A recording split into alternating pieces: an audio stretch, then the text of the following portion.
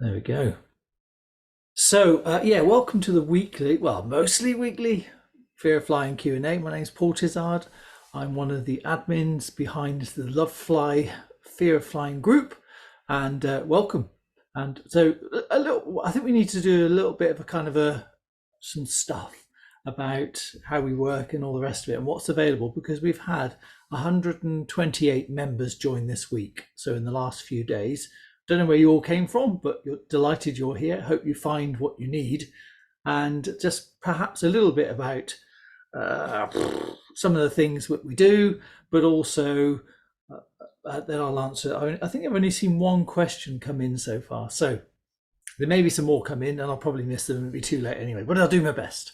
So, like I say, there's a whole bunch of us that run this Lovefly group, and we've been going now for I think it's 3 years. I worked out 3 years the other day. 3.6 thousand members. Woohoo! So it's fantastic to have so many lovely humans here, and you're all very welcome. Hope you get what you need. So some of the things we'll say about our philosophy and what you can get from here is that everything in this group is, all the support is provided by volunteers. We're all volunteers. We do this, and we'll try and answer questions as often as we can, but a lot of the support actually comes from people within the group, and you won't need to be here more than a week before you see the same names coming up time and time again. And those lovely humans, and there are a few that you'll notice, I'm going to do a top contributor thing again in another week's time. We'll do it. The Facebook throws it up every year. So next time it does says the top 10 contributors, I'll tell you who they are exactly. I'm always worried about doing it in case people feel very in case people are very competitive and say, why wasn't I number one? But I don't think the group is like that. But there is a bunch of people in this group you'll see that just help each other. But there's also others that come in, dip in and out, and you're also very welcome. And we have lots and lots of lurkers, you know who you are, where you just kind of in the background, silently working away on your fears, and that's fine as well. Just every now and then, just pop into the group, say hello, and let us know how you're getting on. We like to see photos, we like to see images from holidays. If you've got a particular tale to tell, we want to hear it. So that's all in the Facebook group. The other thing that's linked to this is the Lovefly podcast, which you can get on most platforms. Spotify, Amazon, Google, and all the rest of it. Do check that out. We've got over 150 episodes if you haven't found that already, which includes a mixture of things. So you've got pilots, technical people, then you've got psychologists, coaches, and then probably half of the interviews are with people just like you who have beaten their fear or are well on the way to overcoming their fear, okay? Because we believe that it's not just like you just do one thing and that's it. You have to chip away at it, and that's a little bit of our philosophy. You got to keep going, keep doing little bits day in, day out, day in, day out, and that is the way that the fear eventually starts to disappear. By working on it bit by bit, and you can see that in the group. And a lot of the Lovefly podcast episodes are around that. So the other thing is we have got a YouTube channel which is Lovefly Team, which we're slowly building up with resources and stuff. So we put these Q&As in that are generic enough that no one's identified, because this is a private group. So I wouldn't put anything in there where I've mentioned someone's name and it's been very, very specific to their fear, and it'd be too easy to trace them. But if it is kind of generic, like today's will be, this will go into the YouTube as well. There's a few other vids in there, and we'll start to build that up. If you need a bit more help, there are other things that we offer. We've got an instant downloadable webinar, which is you can get from our website, which is lovefly.co.uk. And the other thing that people often ask us about is our 30-day program, which is also on lovefly.co.uk. And the reason that we mention those is that people have said to us, we want some help. We want to have access it when we want. The self-coach program, actually the 30-day thing, is in line with our principles that to get rid of a fear sustainably, you need to chip away at it over time. And there's no sort of set amount of times. For some people, it could be 30 days. For some people, it could be longer. Sometimes for some people, it could be forever, that you'll feel like you're forever working on it. And others will just say it's gone, so it's just different things for different people. But none of you were born with it. So that's one of the things that we say, is that you can always learned something new because you learned the fear. And on that note, that is a little phrase that we often use. Helping you to overcome fear of flying is also an audio book and a written book. And there are two ways to access that. You can go onto Audible, places like that. It was written a couple of years ago. It's also episode 69 in the Lovefly podcasts. And also in the file section of this Facebook group, you will find a written version of the book, plus the famous Pete Higgins checklist. And Pete put this together a few years ago, and it literally follows the whole stage of a flight, everything that happens, what's going on, and so you can do it like a tick list. And some people find that really, really helpful because they get to rehearse flying in their mind, going through the tick list and stuff, and then they can take, when they take their flights, they go tick, tick, tick, tick. So Pete always says it's a bit like doing the times table. So that was a fantastic gift of yours, Peter. Thank you. Pete's always watching, you see. And I know already Peter, Geeta and John are already watching, so greetings. I don't know who else is watching, but I know already. So hello. And that's a really fantastic thing to reinforce some of the other stuff we're doing. There are other things we're working on right now. So we are doing a revamped version of the 30-day program. Just going to refresh it. We've done most of it. We've got a few more bits to do on that, and that'll be relaunching in a couple of months' time. There's a couple of other bits as well, but I'm not allowed to tell you, so there you go. Boo. But as soon as we have some confirmed details, then we will release it. You will hear about it first, okay, in this group. And then it'll go everywhere else that we've got, like our Instagram, which is at LoveflyHelp. Our Twitter is LoveflyHelp as well. Not that we really use the Twitter thing, but it's there. And we're trying to get a little bit better at that. So on that note, I spoke to today. So I've got this week's podcast that's coming out on Wednesday will be a fabulous trio who are all scholars of the, I've got to get this right. So it's the Flying Scholarship Disabled Program, or the Flying Disabled Scholarship Program. I can't remember what it is. I get it right in the podcast. Something like FDSP, that's it. And it's fabulous. These people are just so inspiring. And well, anyway, I don't want to give too much away, but the podcast this week was such a joy to do, and very, very humbling and inspiring as well in equal measure. So I hope you enjoy that. That will also be on YouTube as well, probably Friday. So the podcast comes out Wednesday on all the normal places at 7 in the morning UK time, but there'll be also, if there is a video that they're happy for us to use, we release that a couple of days later onto our YouTube channel in case you want to watch, actually see the humans talking. I also have got done 2 podcast interviews today. Well, I've got one to come. A person I'm called Chris that's talking to tonight, and we're going to get their story, their fear of flying story. But also I spoke to Flyman Simon today as well. I did an interview with him. Now, some of you might follow him. He's got, I don't know, a gazillion followers on TikTok, and he's a pilot that works for Virgin, a captain, and he does lots of really helpful talks about, fear of flying as well. He's a great guy, really nice guy, and really enjoy talking to him. So I did that podcast today. So that'll be out in a couple of weeks' time.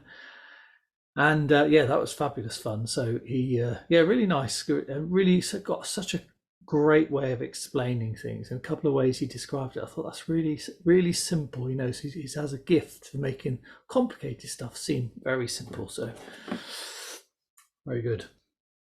And I wish I'd seen this question when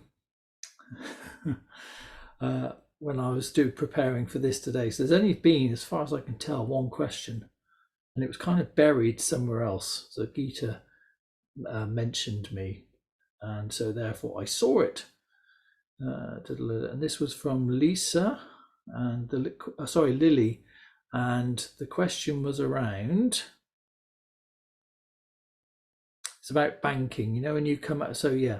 There's a particular part of flying that I find very unsettling, and it's when the plane banks. I've been watching Big Jet TV, and often at Heathrow it seems that once you've taken off and you're still adjusting to the altitude, and the plane often starts to bank like crazy and changes direction. I love that. It's all I can do to stop myself running to the other side of the plane to try and to even it out when it happens. That's brilliant. Thank you. My question is it possible for a plane to bank too much?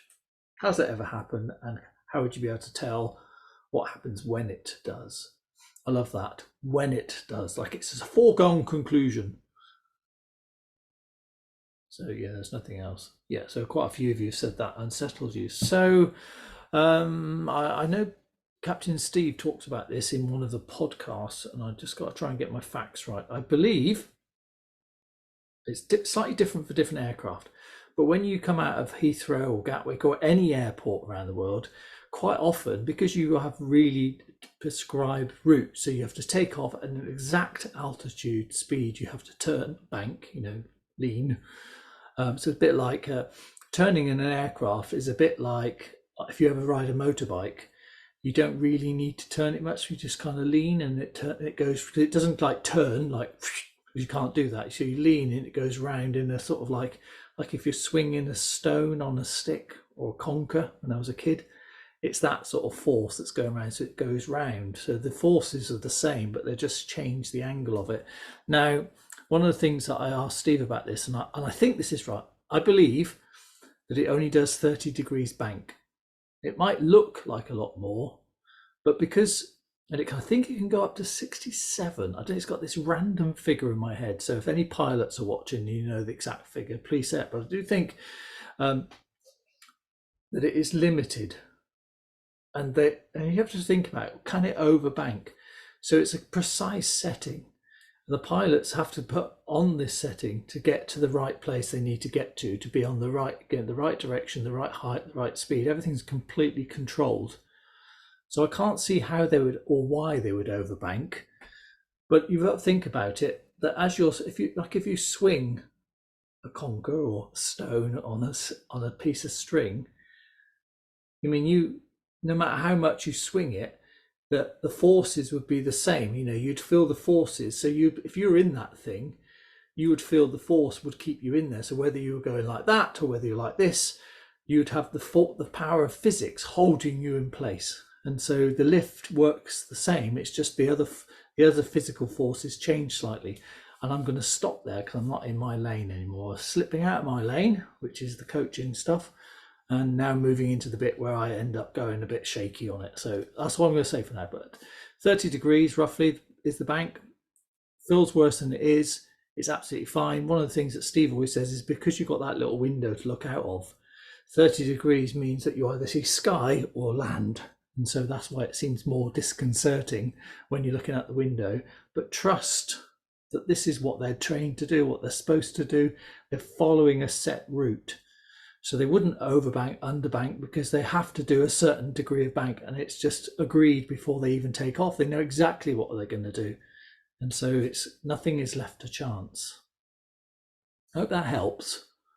But do check out, I can't remember which podcast it is. It's probably Stages of Flight, which is one of the really early ones with Captain Steve, maybe about episode 5 or 6. Somebody else might put it in the comments below, but I think he talks about it there.